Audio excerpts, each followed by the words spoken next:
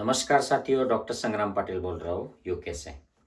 साथियों, भगवान बुद्ध का जो साहित्य है बुद्धवाणी, इसमें द्रोण नाम के एक जो शिष्य थे, ब्राह्मण फैमिली में जन्मे हुए थे। तो उस वक्त भी फैमिली में जन्मने वाले लोगों को, ब्राह्मण है तो उनको ब्राह्मण कहा जाता था। लेकिन उसके पहले ऐसी बात नहीं थी। इतिहास में, उसके पहले के इतिहास में ब्राह्मण धम्म नाम का एक पंथ हुआ करता था और उसके बारे में द्रोण भगवान बुद्ध से एक वार्तालाप करने के लिए, वाद विवाद करने के लिए आया। तो भगवान बुद्ध ने उन्हें ये बताया है 5 प्रकार के ब्राह्मण। तो ब्रह्म सम ब्राह्मण, देव सम ब्राह्मण, मर्यादावान ब्राह्मण, मर्यादा भंजक ब्राह्मण और चांडाल ब्राह्मण। और जो लोग, मतलब ब्राह्मण होने का एक बेसिक जो क्राइटेरिया है वो इन सब में, पांचों में होता है। ये पांचों जो होते हैं, इन्होंने 48 साल तक ये तप किया होता है। ये 48 साल तक ब्रह्मचर्य का पालन करते हैं और अध्यात्म सीखते हैं। और उसमें वो जो भी उनको पढ़ना है, वेद का पठन करना है और जो भी उनकी आचार संहिता है वो फॉलो करते हैं। और उसके बाद में 48 साल के बाद वो क्या करते हैं, उसके अनुसार उनके ये 5 प्रकार होते हैं। तो 48 साल तक ब्रह्मचर्य का पालन करके गुरु से शिक्षा लेना ये अनिवार्य है, तभी वो ब्राह्मण कहलाएंगे इस धर्म के अनुसार। तो ये तो बाद में प्रथा शुरू हो गई थी। उसके पहले जो हुआ करता था, जो मुक्त हो गया, बुद्ध हो गया, उसको ब्राह्मण कहा करते थे। लेकिन जैसे ही प्रथा, उसका संप्रदाय हो गया, जैसे सनातन धम्म तो एक ही होता है, धम्म एक ही होता है, उससे अलग अलग ब्रांचेस निकल जाती है, उस संप्रदाय को लोग धर्म कहना शुरू कर देते हैं। तो वैसे ब्राह्मण संप्रदाय को ब्राह्मण धम्म कहा जाने लगा।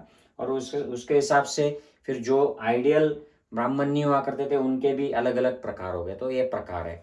मैं ये आपको त्रिपिटक में सम्यक संबुद्ध भाग 1 विपश्यना विशोधन विन्यास इगतपुरी, सत्यनारायण गोयनका की किताब है, इसमें से बता रहा हूँ कि ये जो पहले वाले जो है, ये 48 साल के तपश्चर्या के बाद, ब्रह्मचर्य वास करने के बाद, ये गुरु दक्षिणा जो देते हैं वो भिक्षा मांग कर देते हैं और उससे वो मुक्त होकर गृहस्थ धर्म में प्रवेश नहीं करते हैं, वो प्रवर्जित हो जाते हैं। तो सन्यासी रहते हैं all the time, through out their life. मैत्री, करुणा, मुदिता, उपेक्षा, इन 4 ब्रह्म विहारों की साधना भावना में अपना जीवन व्यतीत करते हैं। ऐसा व्यक्ति मरने पर वो ब्रह्म समान, ब्रह्म लोक में उत्पत्ति को जाता है, ऐसी उनकी मान्यता थी। तो उसे ब्रह्म सम ब्राह्मण। दूसरा जो है वो देव सम है। 48 साल के ब्रह्मचर्य वास के बाद वो गुरु दक्षिणा उसको जो देता है वो भिक्षा मांग कर देता है और ये गृहस्थ हो जाता है, देवसम ब्राह्मण जो है।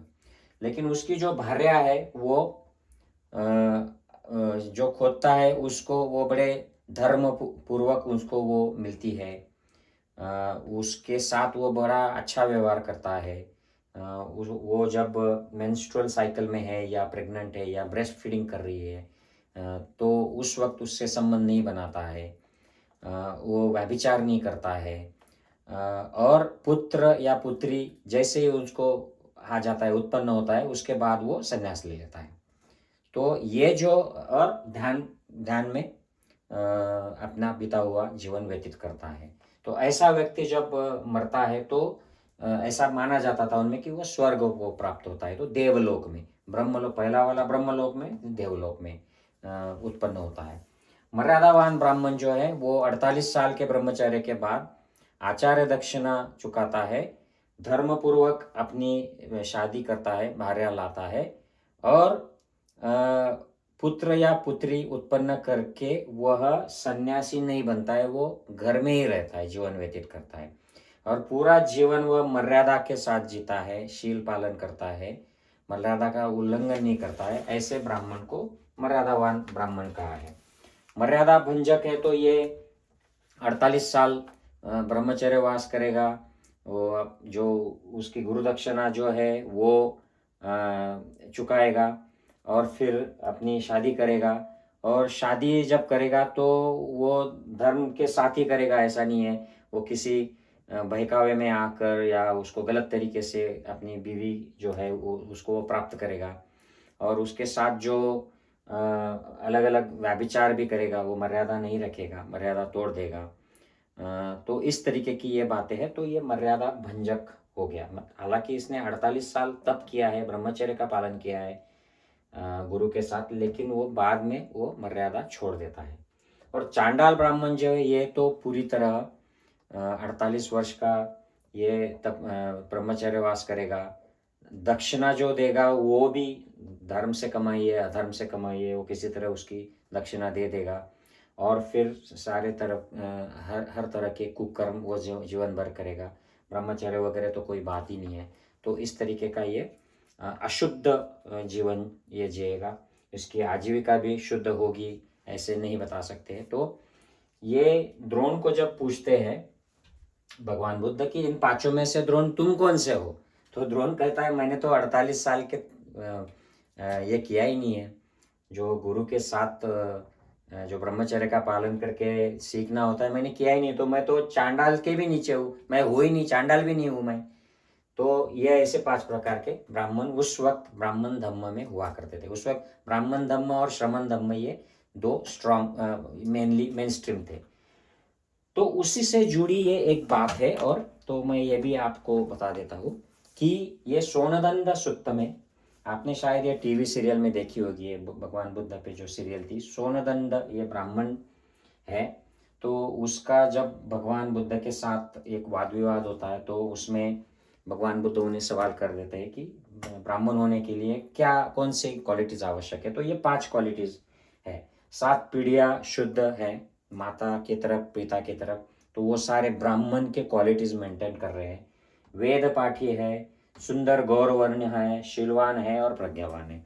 तो भगवान बुद्ध उनको चैलेंज करते हैं कि इसमें से एक निकाल दो, तो क्या वो फिर ब्राह्मण बचेगा। तो सोनदंड भरे मतलब पहुंचे हुए आध्यात्मिक वृत्ति के इंटेलेक्चुअल होते हैं। वो बुद्ध नहीं हुए हैं, हालांकि वो मुक्त नहीं है, अरहंत नहीं है, लेकिन वो बड़े पहुंचे हुए हैं। तो वो बोलते हैं कि 7 पीढ़ियां शुद्ध होना कोई जरूरत नहीं है, इससे कोई ब्राह्मण नहीं हो जाता है। अगर नहीं भी है तो भी बाकी है तो आप ब्राह्मण हो गए। तो भगवान बुद्ध बोलते हैं और एक इसमें से क्वालिटी निकाल दो, तो क्या फिर वो ब्राह्मण बचेगा। सोनदंड कहते हैं हाँ वेद पढ़ने की जरूरत नहीं, ये नहीं पढ़े तो भी बाकी 3 है तो ब्राह्मण है। तो भगवान बुद्ध उनको और एक क्वालिटी बोलते हैं कि उसमें और निकाल दो, तो वे फिर ब्राह्मण बचेंगे। बोलते हैं हाँ सुंदर दिखने वाला या गौरवर्ण नहीं हुआ तो भी आप ब्राह्मण हो सकते हो। ब्राह्मण ये अवस्था आध्यात्मिक अवस्था है। फिर भगवान बुद्ध कहते हैं कि ये जो बचे हुए 2 ने इसमें से कौन सा निकाल दो तो आप ब्राह्मण होंगे। तो सोनदंड कहते हैं नहीं इसमें से नहीं निकाल सकते। शील सदाचार आवश्यक है और प्रज्ञावान होना आवश्यक है। ये प्रज्ञा प्रत्यक्ष अनुभव से प्राप्त की हुई प्रज्ञा है, इसके इन दोनों के सिवा ब्राह्मण नहीं हो सकते। तो ये ऐसे अवस्था होती थी ब्राह्मण की। अब तो खैर ये जात हो गई, जो ब्राह्मण घर में जन्म को आता है वो ब्राह्मण हो जाता है। और ये काफ़ी मतलब सालों से चल रहा है। ये भगवान बुद्ध के समय ही ऐसे हो गया था, ब्राह्मण घर में जो जन्मेगा वही ब्राह्मण होगा। और बाद के जो ग्रंथ है मनुस्मृति, रामायण, महाभारत और बाकी सारे ग्रंथ जो शंकराचार्य की प्रथा में भी जो है ब्राह्मण जन्म से ही होते हैं, कर्म से नहीं होते। लेकिन ये पहले शुरू में जब जैसे ये अरहंत ने उस वक्त के सम्यक संबुद्ध ने ये ज्ञान दिया था, तो जो बुद्ध अरहंत होते थे उनको ब्राह्मण कहा जाता था। बाद में ये फिर ये अपभ्रंश हो गया। I hope this makes it clear कि कैसे इन शब्दों की या अवस्थाओं की उत्पत्ति हुई थी और बाद में ये सब अब भ्रष्ट हो गया सब। अब तो ब्राह्मण की ये कोई भी डेफिनेशन में ब्राह्मण नहीं होते आते हैं आजकल। मुझे नहीं लगता है कि कोई ब्राह्मण जाति के छोड़ो गैर ब्राह्मण जाति का भी ऐसे 48 साल तप करने वाला या जीवन भर संन्यास लेने वाला और इतने सारे चीज़ें करने वाला, और जो ब्रह्म योनि में जाएगा मरने के समय पता नहीं कितने होंगे दुनिया भर में, पूरी दुनिया में बोल रहा हूँ मैं, भारत की नहीं बात कर रहा हूँ। तो इस प्रकार ये हुआ करता था। I hope this is helpful. इसमें और भी बुद्ध साहित्य में काफ़ी अच्छे कंसेप्ट क्लियर किए हैं, मैं उन पर आपके सामने ये प्रस्तुत करते रहूँगा। नमस्कार।